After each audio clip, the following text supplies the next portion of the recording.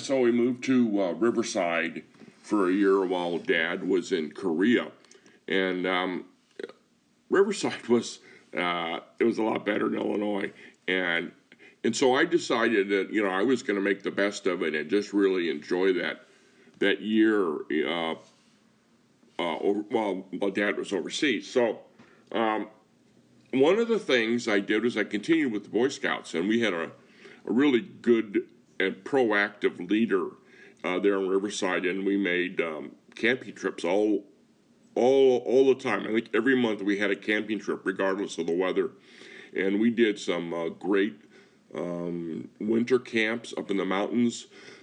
We did lots of desert camping. We really had a good time. Unfortunately, my scoutmaster turned out he was taking pictures of lots of the boys when they didn't have any clothes on. At least that's, I think, all he did. Anyway, he got busted for being a pervert. And Robbie, my next door neighbor, and I, who were pretty good buddies, were not happy by that because he didn't bother us, and we had some great camping trips. But that all went away when he got arrested. One of the other things that I did a lot in Riverside was boxing.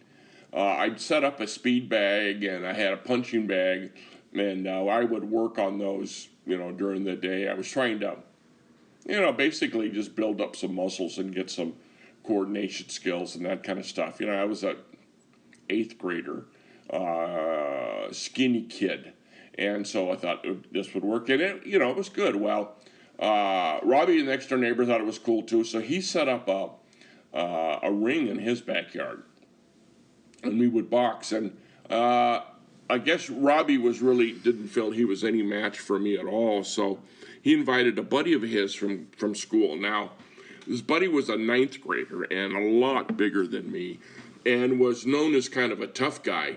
So I didn't know if I wanted to get in the ring with this guy. He was taller than me and had a better reach, and was undoubtedly stronger, but he didn't have any boxing skills. His skills were street fighting. So we got in there, and it didn't take very long, and I got in a couple of good hits, and he all of a sudden decided he'd rather not get hit, and I was chasing him around the ring. So the next day at school, he bragged to all these tough buddies that I was a good guy in the ring, and you probably want to stay away from me if you get in a fight. So that helped me have kind of an image there that kept people away, but it wasn't entirely successful. We had a deal in class one time where some idiot grabbed my sweater and wouldn't give it back, and the teacher saw us kind of arguing about it, and he told me to get up and get my sweater. Well, I don't know that he really understood, but I went over to get it, and the guy wouldn't give it to me, so I clobbered him and took my sweater back. And the teacher wasn't too pleased, but he had sort of told me to go get it, so he didn't say anything. So a few days later, while I was in PE, this same Yahoo came up to me and decided he'd fight me again. And I didn't take very long, and again, I put an end to that fight, and he didn't bother me anymore.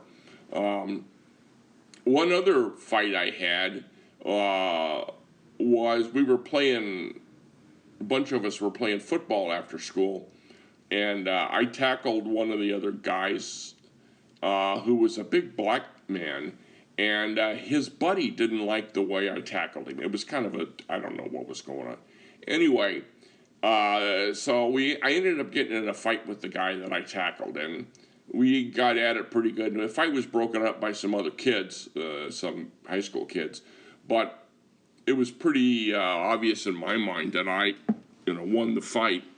And it was later on when people would kind of mention it, I'd just say I'd go take the guy back out and do it again if we need to. And I just played the tough guy, and I didn't have any more trouble. Although I did find out that black man turned into be a real tough guy in the streets there in Riverside. people didn't want to screw with him. So I'm sure glad that I was no longer in Riverside. One more thing happened that's of significance, but kind of sad in a way. I brought a guy home from school one day. I didn't know him very well, but we were hanging out, playing, and we were running around outside the house, and I happened to go by my sister's window, and I glanced in, and there was this guy in there with my sister and her pants down. Obviously, he was another perv. I don't know what Riverside is, pervs. Anyway, he saw me. I went after him. He took off. I didn't catch him, but I did catch him the next day at school and proceeded to pound the shit out of him. So anyway, my mom didn't want Denise to have to go through it, testify to it and relive it. So nothing ever happened to the guy. So in a way, I'm kind of glad I beat him up, even though actually that fight got stopped by my mom of all people. Why she was at school, I never did find out. But anyway, so that was Riverside. And so when Dad got back from Korea, we found out that he was going to go to, he was scheduled to be in Sacramento, California. But it turned out that his job in Sacramento, California was really located in Fairbairn, Ohio. So we went back to Ohio for a year.